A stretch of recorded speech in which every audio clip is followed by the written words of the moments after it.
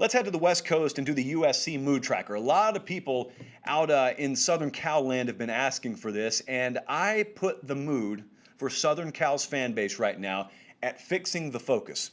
And what I mean by that is an anger that any of you who have ever looked at a blurry picture have felt. Blurry pictures are the worst. You'd rather just start over. You'd rather either have a clean, clear, crisp, in-focus picture, or just don't give me the picture at all. Because the thing about a blurry picture is this. You can still tell it's something, like there's an image there. You just have no clue about the finer aspects of the image because it's not focused. And so at Southern Cal, and I got a couple of buddies, believe it or not, from back home in Georgia, who are massive USC fans. They have sung this tune for years. Any Southern Cal fan I listen to, they sing the same general tune. They may not say it in so many words. They just want clarity.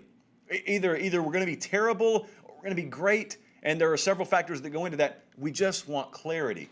Right now, there's all kinds of varying degrees of fuzziness, whether it be the picture of head coach or the picture of the athletic department, or in some cases, things you can't control, like the picture of the Pac-12. So many things. Recruiting, they're just fuzzy. Year to year, there's no consistency. And so that's what USC fans want. That's the mood right now. Can we just have some definitiveness somewhere about this program? Clay Helton, let's just start there.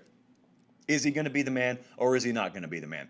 Coming into last year, it was a foregone conclusion, and basically 90% of people's minds, well, already skating on thin ice with hot blades, this year will take care of him. Well, it didn't, because you had COVID come in, and then there was an abbreviated season, and they ended up in the Pac-12 championship game, and so then we come out of it no closer to finality, but yet also no closer to being in focus than we were going into the season.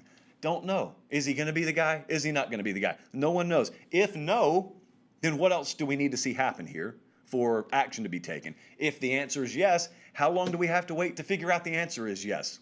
I'll kick it kind of up the ladder a little bit to recruiting, which ultimately ties back into head coach. But USC's roster, is it going to be college football playoff caliber? Is it going to meet those standards? The teams that, if I'm a Southern Cal fan, the teams that we watch in the playoff that we haven't been a part of yet since its inception, when's our roster going to look like those rosters? And so I look at a signing class like last year. We finish in the 60s, like abhorrent, totally inexcusable. But then I look at this last cycle in 2021, I guess it was, and we've got Corey Foreman signing with USC. We're finishing inside the top 10. Where's the consistency? Where's the clarity there? It's fuzzy. That's what it is. It's another out-of-focus picture. No one quite knows what to make of the recruiting apparatus. No one quite knows what to make of the roster. There's no reason to feel like, oh, we got them pretty well pegged. No, you don't. They finished, what was it, Colin? They finished 64th last year, finished 8th this year. There's no consistency. So at least some clarity in the recruiting picture and the roster picture would be great. Kind of an evergreen question right now at USC, it seems, is clarity inside the athletic department. Now, that's a much bigger issue that could warrant its own show.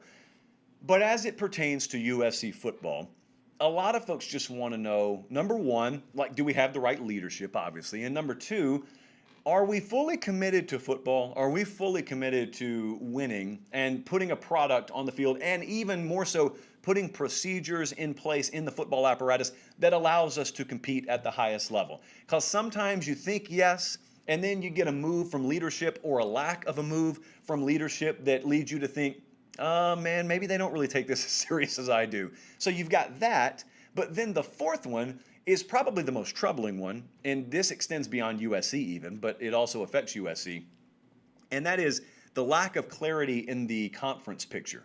Is the Pac-12 going to give us the best opportunity to succeed long term? Now this one is really bad because the lack of clarity there is not something you control. Theoretically, you control the others. You don't control this. And so poor decision making at the conference level bleeds down to Southern Cal and bleeds down to Oregon and Cal and Washington and wherever else. But you feel the pinch here.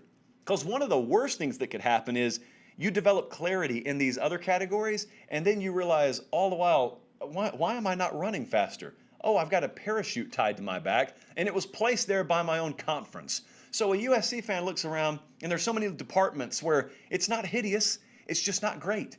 And again, we're USC, not UC Santa Barbara, USC, football, Trojans.